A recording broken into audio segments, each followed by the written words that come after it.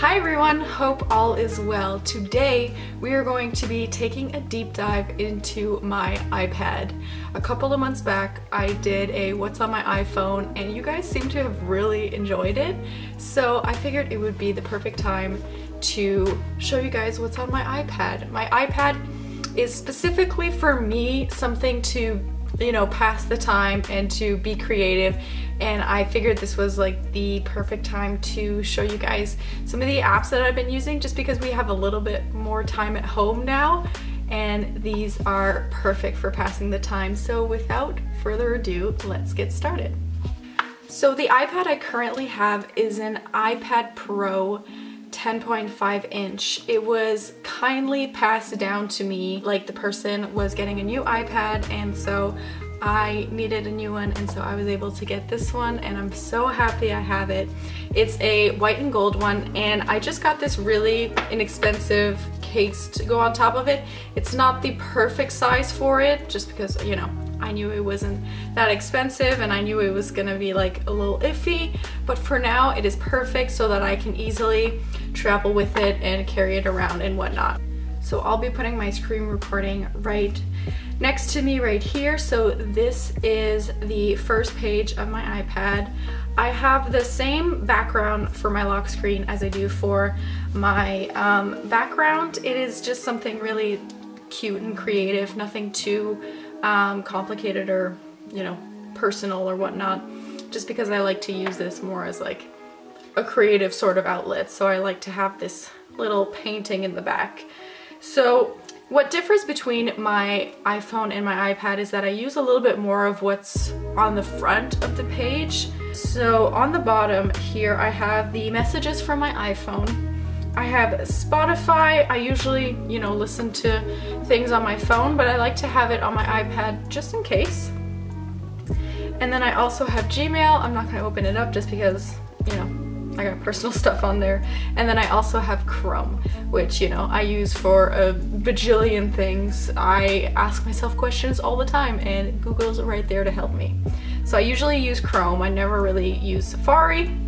So what I use on the front right here is mostly the notes, obviously, camera reminders, and news and stocks. Now these are two things that I've started looking more into, especially with this pandemic and all. I have news on my iPhone and on my iPad. It's much easier to read on the iPad just because it's bigger. And they just have a whole bunch of articles from different sources, which is good to have a whole bunch of different, things to read about. It's not all serious, but it's not all, junk, basically. So I have this.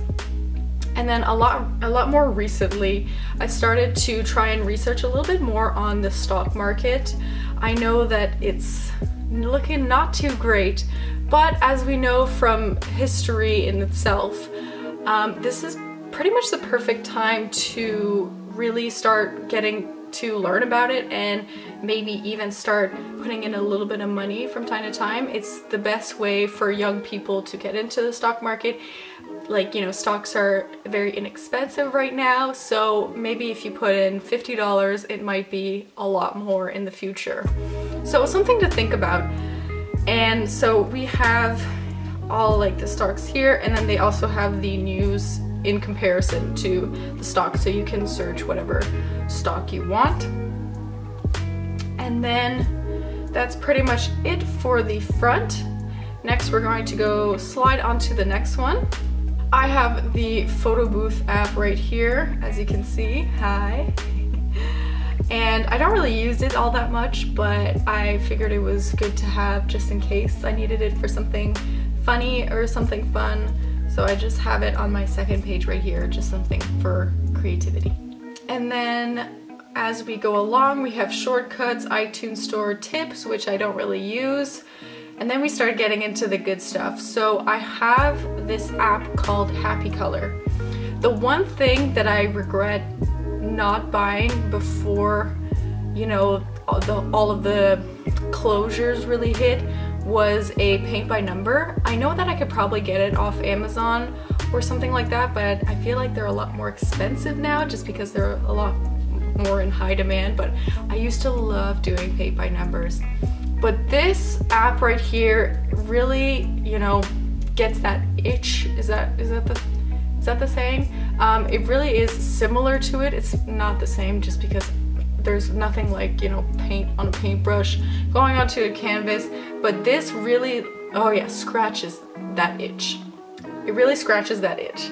And so they have brand new, like, beautiful templates that they bring out every single day, and you basically just pick anyone that you like. They have a whole bunch of different themes, whether you like mandalas, you like animals, you like, you know, pretty much anything. Landscapes, you can just pick the one that you like. So right here it's just loading, and obviously I have ads. I do not have a kid, so I'm not going to get an ABC mouse. Thank you very much. So this is a picture of Springfield, Illinois, and you just go and pick the number on the bottom and you fill it in. So it's really easy to see where those numbers are. You can either go down the line like by the numbers, or what I sometimes like to do is go in really close and just do section by section, so that once you zoom out it just is like, wow, a beautiful picture. If it's something that you like to do and you want to, you know, pass the time, this is the perfect app. Next thing, if you've watched some of my videos in the past, you might have seen me talk about Procreate. This is the only app, I believe, other than my workout app, this is the only app that I actually bought. So it was worth it, obviously, because I use it all the time. If you saw my video where I did like an Instagram template, I can link it up right up here.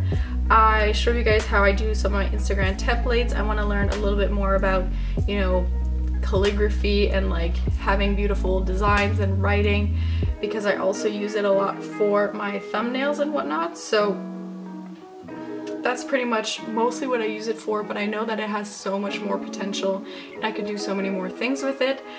This app works really well with the Apple Pencil. They usually do updates depending on like the Apple Pencil and how you can use it and whatnot. So in the future I might consider getting an Apple Pencil just for all of my lettering and whatnot, so that could be really fun. Next one right here, I have Adobe Lightroom. I don't really have my account active right now on Adobe, so this app is pretty much useless now, but you know, when I used to have it, I had like pictures that I like to play around with the lights and the colors, and I use that a lot.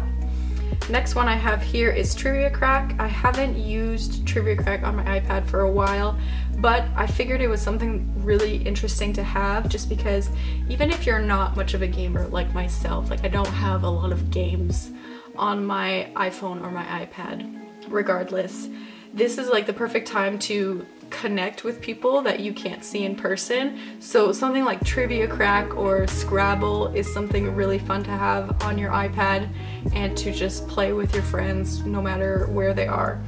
So I thought that was really fun. Then moving on to social media, these are the apps that I like to have on my iPad, just because watching videos is a lot easier just because it's a bigger screen.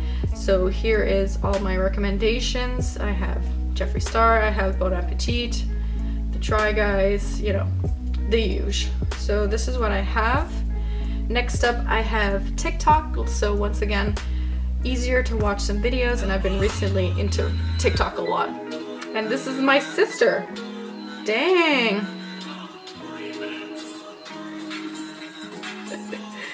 Good job. So I've been really into TikTok these days. I've been watching too many of them, but they're so fun to make and so fun to watch. So I just added it on my iPad. Next I have the Air Canada app, just for when we're traveling, you know, whenever that will happen. I have the Air Canada app because there are some flights where they don't have the screens and you have to watch your entertainment on your phone or your tablet. I figured it would be good to have it on my tablet just to have a bigger screen once again. So the reason why we have Air Canada is, you know, we live in Canada and that's the one airline where they go to a lot of places.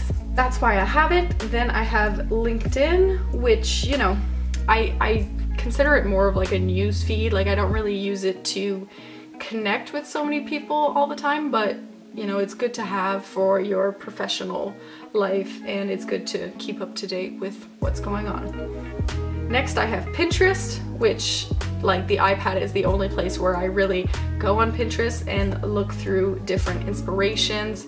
I like to look at like different places and maybe some Instagram picture ideas and whatnot. And so I really enjoy Pinterest, and it's really soothing to just scroll through your iPad and look at pretty pictures. So that's just been relaxing and calming to me. Next one right here is the app Clue. Now if you don't know what Clue is, it's a period tracker app, and this is an app that I've heard about before, and I was really interested in seeing like how the symptoms throughout my period affect me, what's going on in my body. For example, I started tracking like how I'm feeling, if I'm feeling bloated, how's my digestion, and different types of pains. And I've realized through tracking this that my like worst headaches are when I'm, you know, not on the pill. So this is really good to have just to see, just to learn more about yourself and to see how your body reacts to different things. It's really, really helpful. Next I have Simple Spreadsheet. So this is basically just like an Excel that I use, and I use this spreadsheet for my bag sale. So from a couple of videos ago you saw that I do make bags and I do sell some to different people, and so I've been tracking how much I spend for it versus how much I've been selling to try and see like what sort of profits I'm going to be making. So I like to track that on my iPad. Next up I have Wattpad. So this is something that I've recently downloaded onto my iPad. It's something really great to, you know, read different stories and possibly write your own stories. Colton actually told me that this is a Toronto-based company, which I had no idea.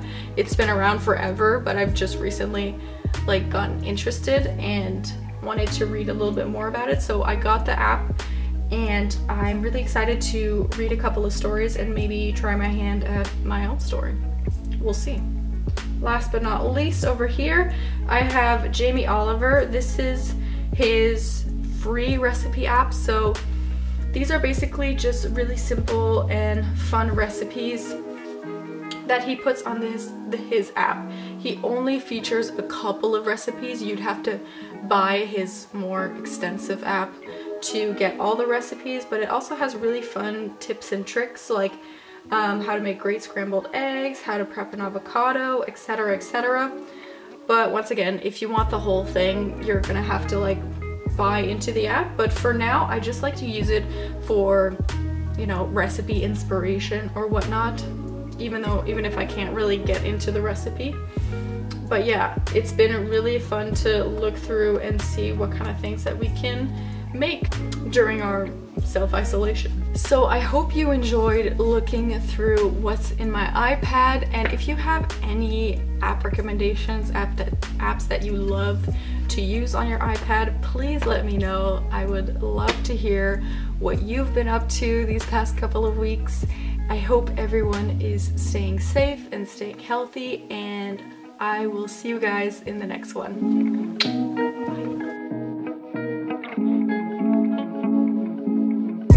Bye.